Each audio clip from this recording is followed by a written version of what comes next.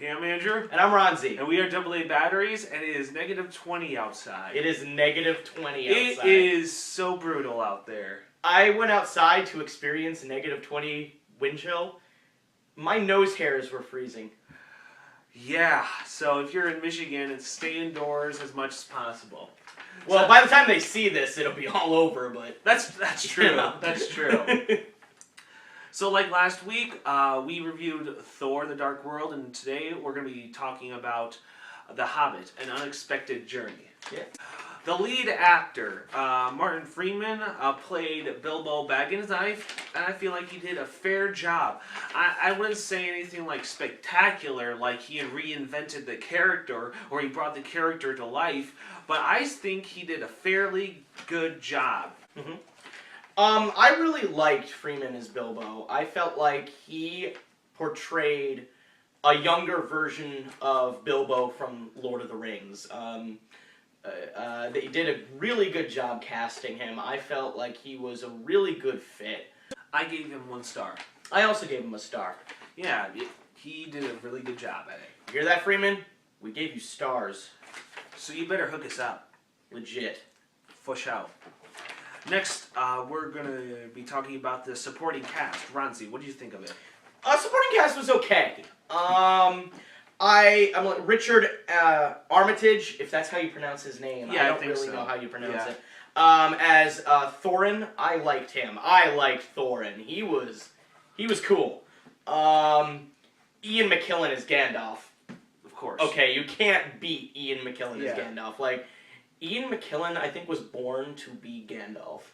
I think it was prophesied. I think it was prophesied at his birth. I was there. Yes. I witnessed it. Oh, really? Gandalf is one of the best parts of the story. I love it. He was great in Lord of the Rings. He was great in The Hobbit. The rest of the supporting cast, though, I felt were kind of not necessarily lackluster, but they were just kind of, I don't know. All the dwarves felt like just dwarves with a quirk. Thorin did a great job. Gandalf did a great job. But the dwarves, I remember sitting at the movie theater, and I did not connect with the rest of the dwarves. I connected with Thorin. I connected with Gandalf. Thorin, because he had the most backstory of all the dwarves. Mm-hmm. And Gandalf, we already know who Gandalf is and was, so we automatically had a connection with him. But for the rest, it's like, who cares? Yeah, I know. Yeah. So half star for me for supporting Half star cast. for me too. Next is main villain, and if you don't mind, I'd like to start. Oh, please do. What main villain? There was no villain. There was a situation. There was no, bad guy. There was no villain. There was a necromancer, which I don't really know where the necromancer comes from, but I think maybe the Silmarillion. But there's this necromancer guy. He's kind of like the guy pulling the strings, and if you've seen the second one, then you know he has something to do with Sauron, but we don't really know who this necromancer guy is, and he's kind of pulling strings, but he's not really a villain. He's not really there actively trying stuff. The dragon is seen for a split second in the beginning, and then you don't see him again until the second movie. And then there's the orcs and the goblins, and that big fat goblin king. It's just like, are these really threats? The villains were not as captivating as they could have been. Like the Orc Commander. They were trying. They were trying to make the Orc Commander one of the main villains. At least the main villain in that first film. Yeah. But it failed. They failed to live up to the hype, if so to speak. I gave it no stars. I gave it no stars. No villain, no star. Exactly. Yeah. Okay, the plot and the storyline. Okay, I'm gonna share my viewpoint of this. Please do. The plot was fun and engaging. But I'm not criticizing the plot itself. I'm criticizing the directing, the handling of the plot. I felt like it was too long of a movie. Too long to make it into one movie. These films could have been split up into 2 movies and not 3. I felt like this movie was more of a build-up than a standalone movie. Mm-hmm. It's it's introducing all the characters or reintroducing all the characters again, but there is a dilemma, but there is no dilemma, if you know what I mean by that. Mm-hmm.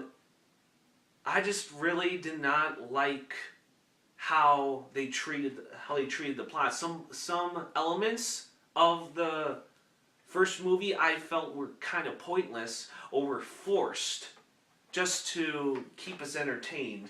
I liked the plot. Like you said, it was fun. I felt like, I do agree that it was definitely the build-up. Yeah, it was the build-up. So in that sense, I agree with you, but I felt like it was, you know, an adventure story. You know, you got the Hobbit who doesn't want adventure and then is convinced by Gandalf and a bunch of funny dwarfs, you know, to go and reclaim their home and slay the dragon. It's like this classic adventure story that, you know, you're, as a little kid, you're just like, yeah, slay the dragon, take the treasure. And, you know, I kind of felt like the beginning of a grand adventure, and I kind of liked that. So how many stars did you give the plot? I gave the plot a star. I enjoyed it. I thought it was a decent, you know, plot. I gave it a half a star. They could have done so much more with it. So, going on to look of the film. What do you think? What do you think of it? Look of the film. I have two opinions on the look of the film. The live action in this movie was phenomenal. It was shot in New Zealand, it was beautiful, it was gorgeous, it was big, it was grand. But then there's, like, CGI. A lot of CGI. And when there's CGI, it looks like CGI. In Lord of the Rings, a lot of people are just dressed up in costume. A lot of the orcs are just people in costume. A lot of all the massive armies, for the most part, are people in costume. And really good makeup work. Whereas in The Hobbit, they replaced all that with just CGI. The orc villain was a CGI character. It was just too much CGI. The way I looked at it, it's the Star Wars effect. In the old Star Wars, I loved the look of the film. You're just trying to get on Vader's good side, aren't you? Exactly. I don't want him to force choke me, but he will. But the old Star Wars films, the look of the films. I mean, compared to today, the CGI in there was not as good. Right. Rightly so. However, they had the costumes in there. They had like Greedo or Chewbacca or C3PO. Yes, it did look clunky at times. Even the space fights. I enjoyed the space fights much more in the old Star Wars than in the new Star Wars because they relied so heavily on the CGI in the new Star Wars. It was real. And it wasn't used all the time in The Hobbit, but I felt like the places it was used, with the exception of Gollum, was unnecessary. Half a star. I also gave it a half a star. Okay, the action. I've seen these fight scenes before, and sure, yeah, that was cool, but what was the purpose of that action? Is it just to entertain me? Is it just to keep my attention for the boring parts? Why are they using that action? I felt like they used that action very poorly. It was cool action, but I think they should have used it in a better way. I liked it. I'm not the kind of person that needs action to drive a story. I enjoy slow movies that have no action in it whatsoever. But I also like the mindless action movies. I felt like the action in The Hobbit was fun and exciting, and, you know, I thought they were legit battles. I kind of enjoyed watching the characters fight. I gave it a half a star. I give it a star. Okay, now we're going to rate on how true to the book it was. Ronzi? Have you ever read The Hobbit? I have not. Okay. I read The Hobbit when I was 15. I remember liking The Hobbit more than Lord of the Rings, actually. Because I read The Hobbit, then I read Lord of the Rings. The Lord of the Rings was big, grand, epic. That's what it was. It was an epic high fantasy story, and it was just, oh my gosh, everything that's happening is going to affect the entire world, oh my gosh. Whereas The Hobbit is this small, simple, little story. The plot in the book compared to the movie is the same. They didn't really change that. But I do know that they pulled elements from Tolkien's other work to pad out The Hobbit. I don't know why they did that, honestly. They could have gotten away with doing The Hobbit in just 2 movies. They could have done it in 1 movie. It would be really long. I would have suggested 2 movies so they could have everything in there and everything. But 3 movies was too much, and they're ending up having to pad it with all this stuff like the Necromancer and all these other things. It's like none of that was in the original Hobbit book.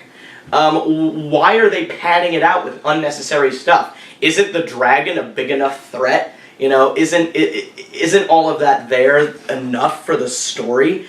I felt like what they were trying to do with the Hobbit movie was make it as big and grand as Lord of the Rings was.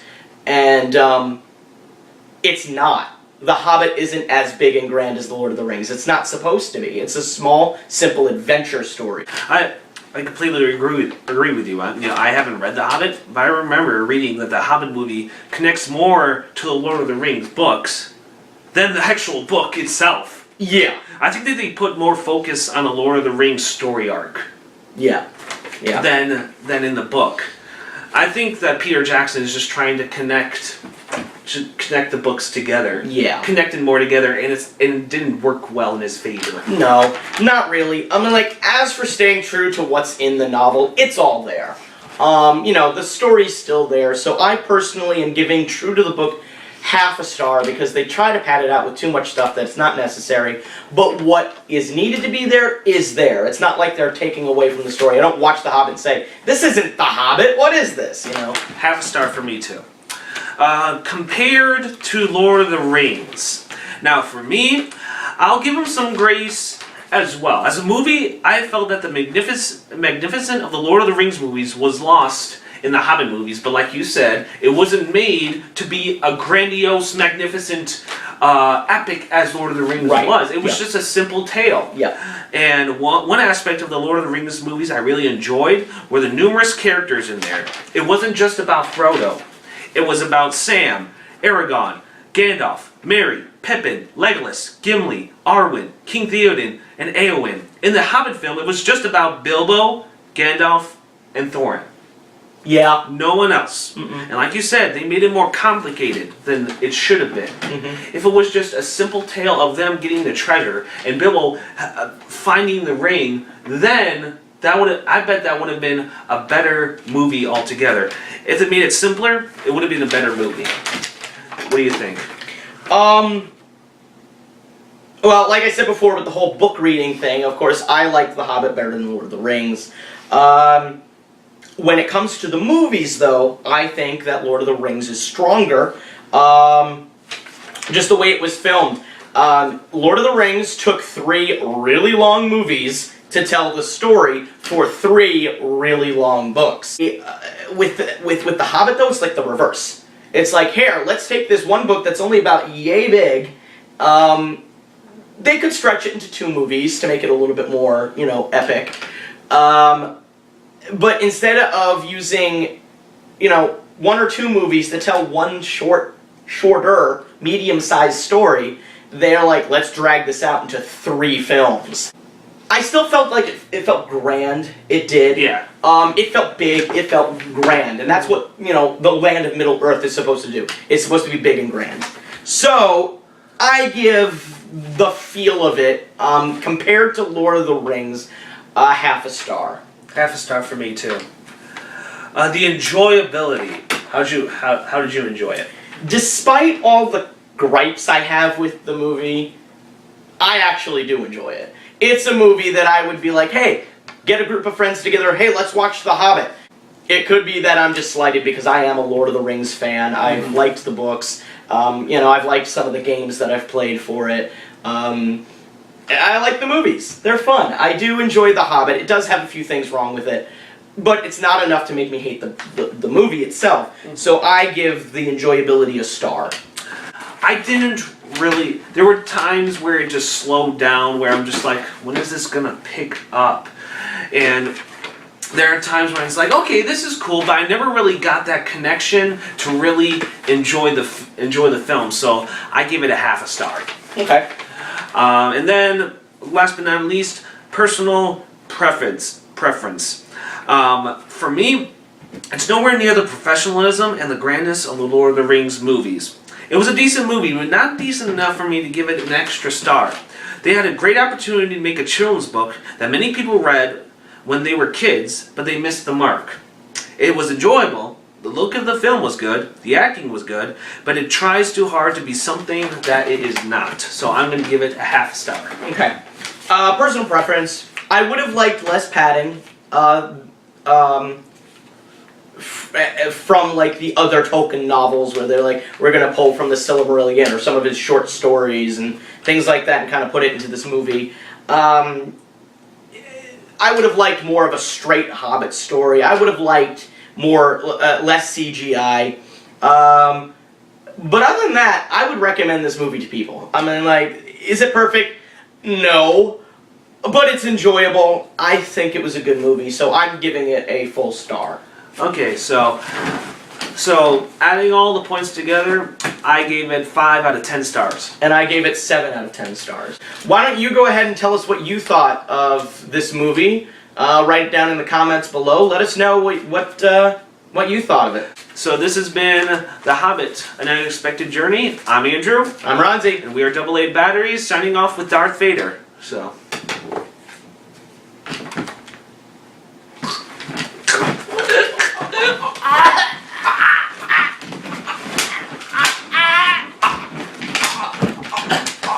Here, just take the movie! My gosh. Darth Vader, you're breaking my heart!